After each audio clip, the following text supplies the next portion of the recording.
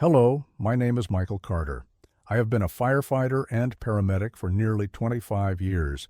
I have always believed in God, but perhaps that belief was only surface level, a habit rather than a deep understanding. But on June 5, 2019, everything changed forever. That day, I died. I didn't just brush past death, I truly stepped into it. I left this world for more than 12 minutes, and in that time, I saw things that words could never fully describe. But I will try to recount this story as truthfully as possible. Aside from being a firefighter, I had another passion: woodworking. It was a way for me to relieve stress, to create, and to focus on something other than the high-pressure world of emergency response. That day, I was using a high-voltage engraving technique, employing an industrial transformer to create burnt patterns on wood. My friend Daniel was helping me. Just 2 weeks earlier, he had taken a safety course on high-voltage electricity, which turned out to be a strange twist of fate. I was adjusting the electrodes when suddenly a powerful spark shot out and pierced my hand. At that very moment, everything shattered.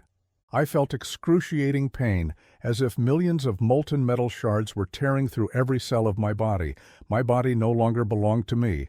I only remember falling, and in that instant, the world disappeared. I was no longer in my workshop. I couldn't feel my body anymore. The first thing I saw was an endless, pitch-black space, but it wasn't an empty, terrifying void. It was absolute stillness, like floating in space but without gravity. In the distance, I saw tiny lights, like twinkling stars. But they weren't just lights, they were conscious beings. I don't know how I knew, but I could feel that these lights were souls. They existed here, without pain, without worry, only peace. I tried to call out, "Is anyone here?" But my voice didn't sound normal. It felt more like a thought, a wave of consciousness, rather than a physical sound. And as soon as I projected that thought, I felt a presence, something far greater than anything I had ever known.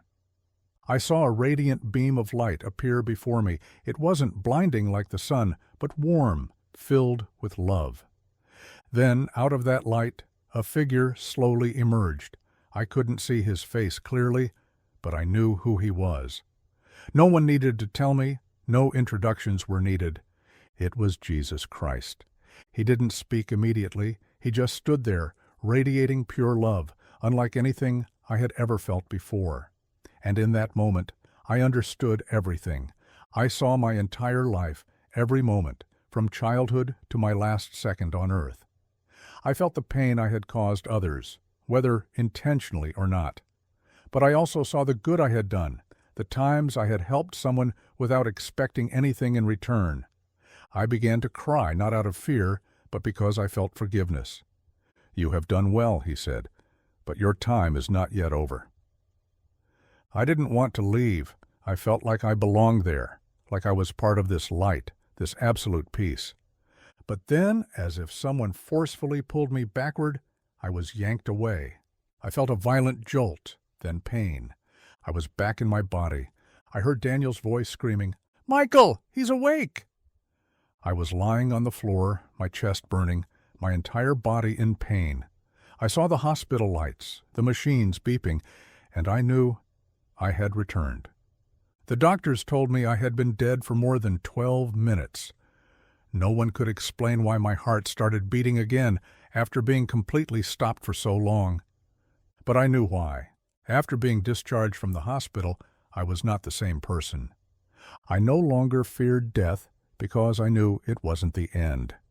I felt God's presence stronger than ever before, not just as a belief, but as a reality. I slowed down and cherished every moment with my family because I knew that life was just a small part of a much larger journey. I began sharing my story, not to convince anyone, but to bring peace to those who needed it. If there is one thing I can say to you after everything I have experienced, it is this: death is not something to fear. God is real, and His love is infinite. I thought everything would return to normal after I left the hospital. I was wrong. Just a few days after coming home, I began noticing strange changes in my body and mind. I realized that I had developed an uncanny ability to sense people's emotions.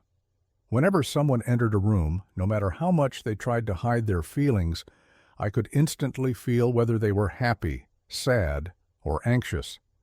It wasn't a mere guess, it was a deep perception. Not only that, but I also felt a stronger connection to nature.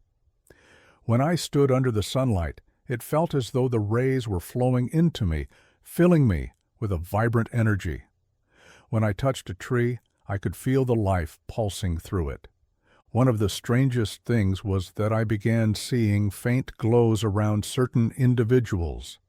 At first, I thought my vision was failing me, but these lights never disappeared. They resembled soft halos surrounding people's bodies. I remembered my near-death experience where I had seen souls shining like stars. Perhaps after returning, I had brought back a glimpse of that otherworldly vision. A month after I came back to life, I had a dream unlike any other. I saw myself walking through a vast open field. The wind gently brushed my hair, and before me stood a colossal tree glowing with radiant light. Underneath the tree, a man stood waiting for me. He was dressed in a white robe, his face filled with kindness. I recognized him immediately. It was Jesus Christ. He looked at me and said, "Michael, you have been given a gift, but how will you use it?" I didn't know how to respond. I stammered. I don't understand. What do you mean?" He smiled. "You have seen the truth. Now, you can bring peace to those who fear death. But you must choose. Will you stay silent, or will you share this?" At that moment, I understood. I couldn't keep this story to myself. I had to share it, to help those who were lost and afraid of death, to let them know that there is life after death, a place of love and light, waiting for us all. Before I could ask anything else, he placed his hand on my shoulder and said, "Do not be afraid. I am always with you." Then I woke up. From that day forward, I knew I had a mission, to tell my story. I started talking to my friends, family, and even strangers I met by chance. Some believed immediately, some were skeptical. But that didn't matter. I only needed to plant the seed, and the rest was in God's hands. As I began sharing my story, I met others who had also had near-death experiences. A man named Robert, who had suffered a stroke and was clinically dead for 15 minutes, told me that he had also seen a radiant realm of light and had heard the singing of angels. A woman named Linda, who had survived a terrible car accident, shared that she had seen her deceased loved ones welcoming her to the other side. All of these stories had one common theme: absolute peace, boundless love, and a profound realization that death is not the end. Now, many years have passed since the day I died and returned. I no longer fear death. I know that when my time on earth ends, I will return to the Creator, to eternal peace. But until that day comes, I have a mission: to spread the truth that there is a world beyond this one where our souls will live forever, to help those who fear death find hope, to remind everyone that this life is just a small part of a greater plan, a journey back to God. So if you are hearing these words, and if you have ever wondered, what happens when I die? Is there anything after death? Is God real? Let me answer that for you. Yes, there is another world beyond this one. Yes, God is real. Yes, you will never be alone. And when that day comes, the day you leave this world, walk forward without fear, because I have been there. And I can tell you this: the other side is a place of perfection, a place filled with light and love, a place where you have belonged since the beginning of time. Live without fear, love with all your heart, and trust that you are never alone. God is always with you.